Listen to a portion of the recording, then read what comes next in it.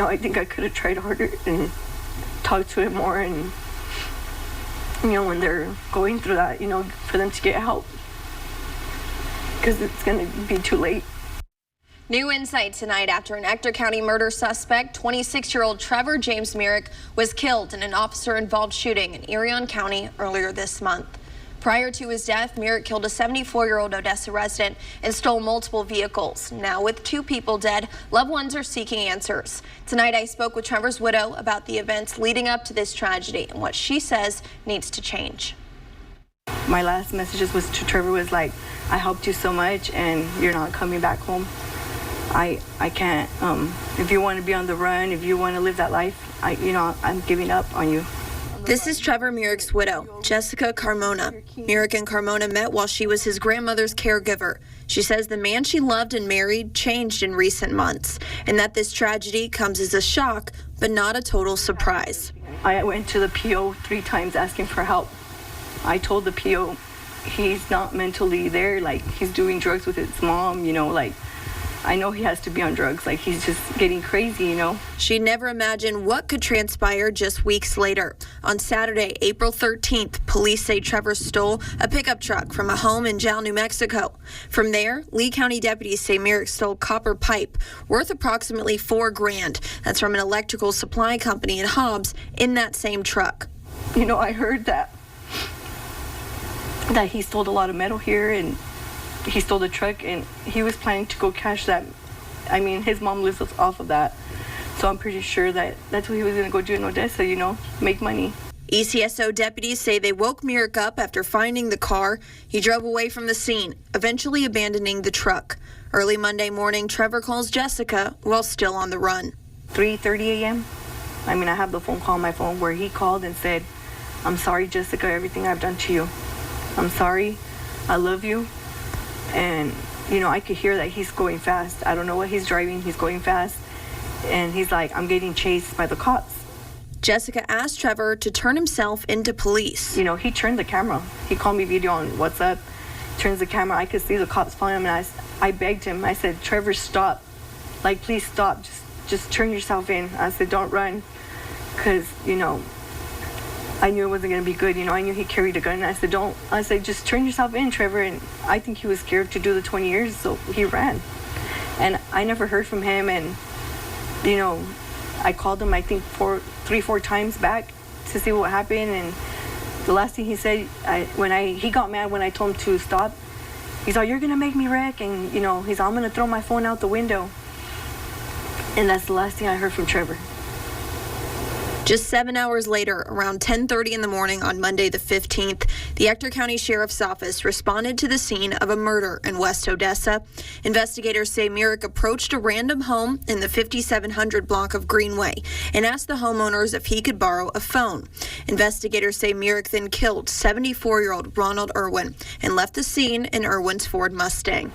I couldn't believe it. I was in shock. I couldn't believe that I even did something like that to a person. Because, he has a grandma. He loved the grandma. I don't see Trevor doing anything to nobody like that. That wasn't the Trevor I knew. If you had any message to Mr. Irwin's family, what would you say? I want to tell them sorry for their loss, and that, that wasn't the Trevor I knew. I really believe that the drugs took him to do that. And that I'm sorry, As Myrick continued to evade police, he reportedly shot at another person in Odessa and drove to the San Angelo area. There, investigators say Myrick ditched the Mustang and stole another victim's Chevrolet Tahoe. The Tahoe was later found crashed and abandoned, and multiple law enforcement agencies pursued Myrick on foot throughout the night. It showed he was online on WhatsApp till 10:30 on Monday. Around 4 p.m. on April 16th, Texas DPS found Myrick near the intersection of Duncan Avenue and North Broadway Street in Mertzon, Texas. Myrick was killed in an officer-involved shooting. Yeah, I found out, I want to say 8 o'clock at night. His mom called the uncle in Lubbock, and the wife calls me crying that Trevor's dead. And, it just hit me because I was like, I haven't heard from Trevor. And I was like, I knew the cops were chasing him, and it might be true. I was like, I haven't heard from Trevor. This would be like the second day And Trevor never goes without calling me at least once or something in the day. In the past 2 weeks, she continues to reflect on Trevor's behavior in the last several weeks leading up to this shooting. I started noticing stuff in my house, like missing. Like, you know, I knew he had to have been doing something, meth or something. I did laundry one time and I found an orange needle and I said, what is this, Trevor? And, you know, he said it was steroids. And, you know, I was like, no, it's Trevor, like, what are you doing, you know? And he wouldn't tell me. Like, he would just lie to me and leave. He was painting his rims once a day or every 2 days. One day they were silver, one day they were black, one day they were blue, and I knew he wasn't in his right mind. And I would tell him, like, what's wrong, Trevor? Like, change, like, go back to church, you know, get help. He was just out of it, like, where he was knocked out and he had a Ziploc bag with drugs and it fell out of his pocket. She says all of this could have been avoided if law enforcement had stepped in earlier and gotten Trevor off the streets and into some help. And I went to the PO 2 weeks before all this happened. I said, Trevor needs help. I was like, I'm not wishing him 20 years back in prison, but he needs help.